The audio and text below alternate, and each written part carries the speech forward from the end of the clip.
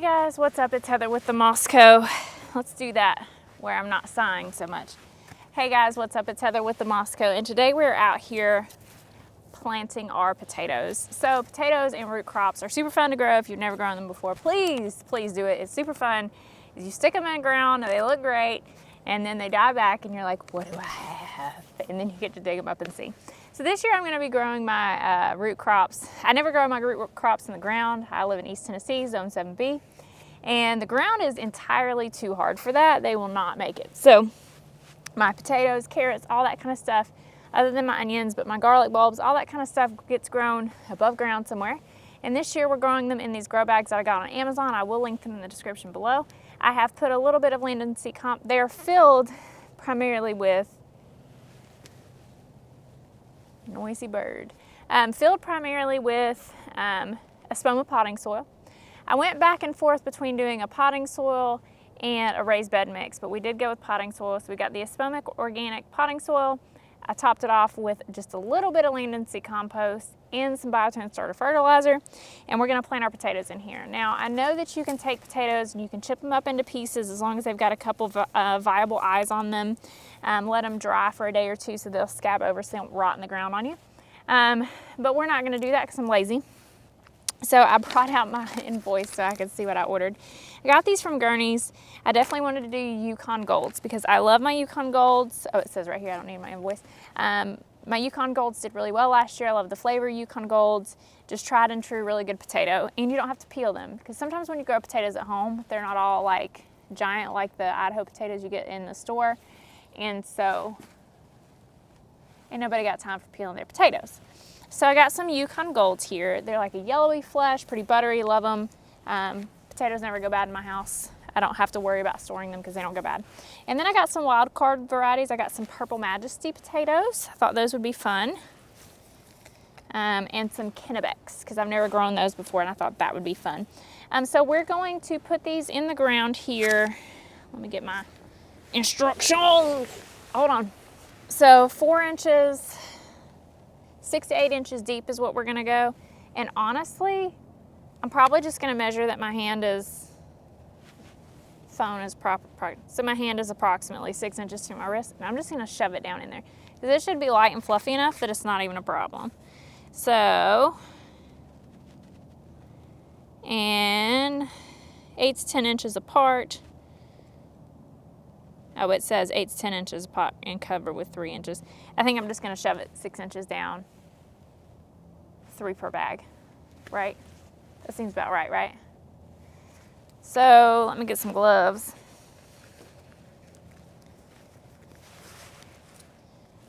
We'll start in the middle.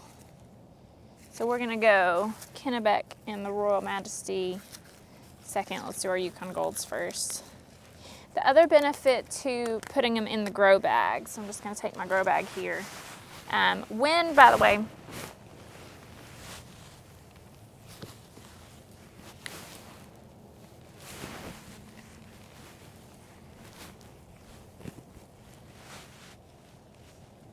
sorry, I'm sitting downwind from that. And while I was mixing it, I didn't want to breathe in any of the biotone because it looks great for plants, but I don't know if inhaled would be the best option. So by the way, when all of these are planted and before they get tall enough to be an issue, I will take a piece of drip tape, run it across all the top of these, and stake it down, probably. And that's how they will get watered. But in any case, I would say 2,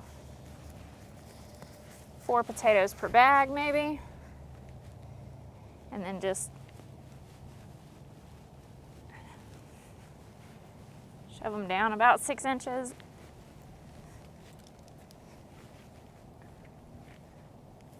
Ish.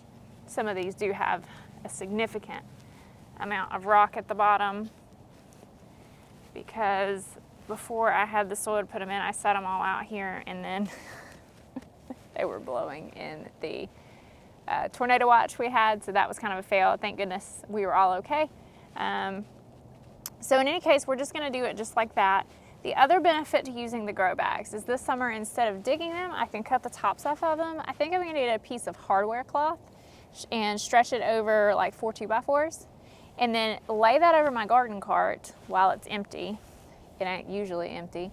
And then I can pour the bag over it and I can reuse the soil. Now, I know some of you are going, do not reuse your soil, fresh soil every time, but it seems like such a waste and I've never had a problem with it. Now, if these turn out to like be super buggy or diseasey, I won't do that. But if the soil seems okay, I'll probably reuse it. Especially if I have enough compost homemade that I can go half compost, half soil, something like that. I will do that, you know. So we're probably gonna do about 4 per bag. These are 11-gallon containers, again, from Amazon. I did cut holes in the bottom of them for drainage. They did not seem like they would drain very well. So we're just gonna go through and get that done real quick.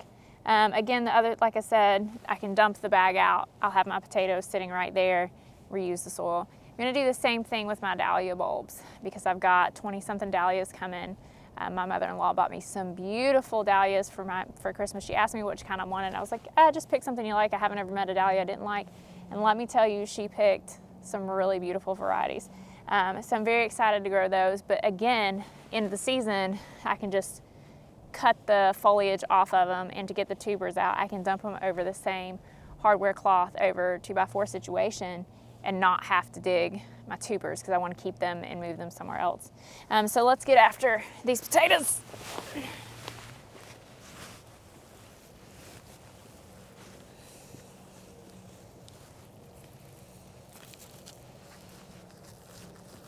My stuff is not hooked up. My drip tube is not hooked up yet. However, it has been so rainy around here. I'm not really concerned about it.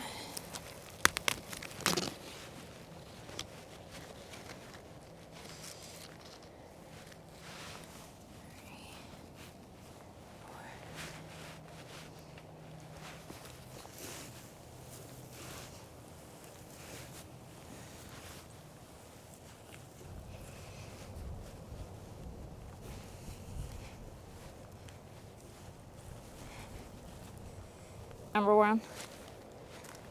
Is it this one that we're on?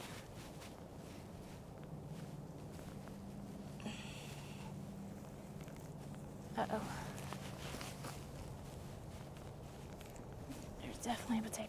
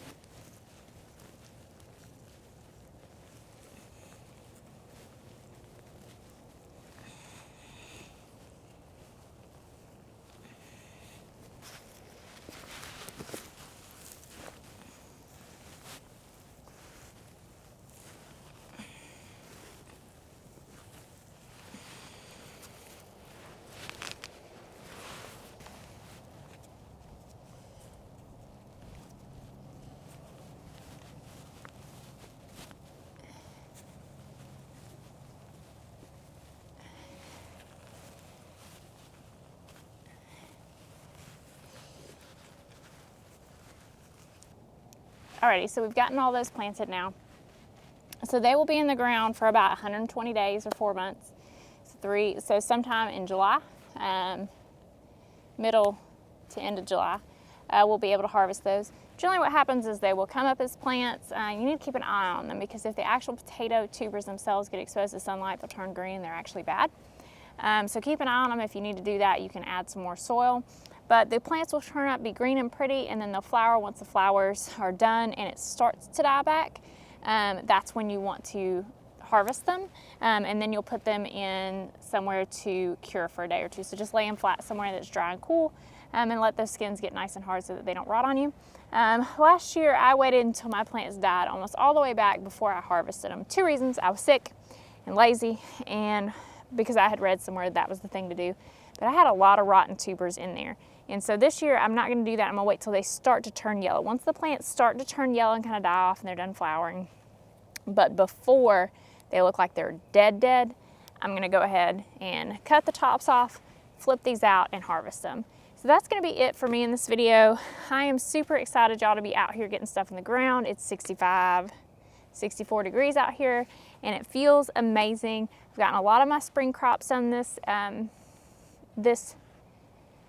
week. I need to finish starting the rest of my hot weather stuff inside. I've got a few more things to put into winter sowing, but there is a lot growing and it does my heart such good.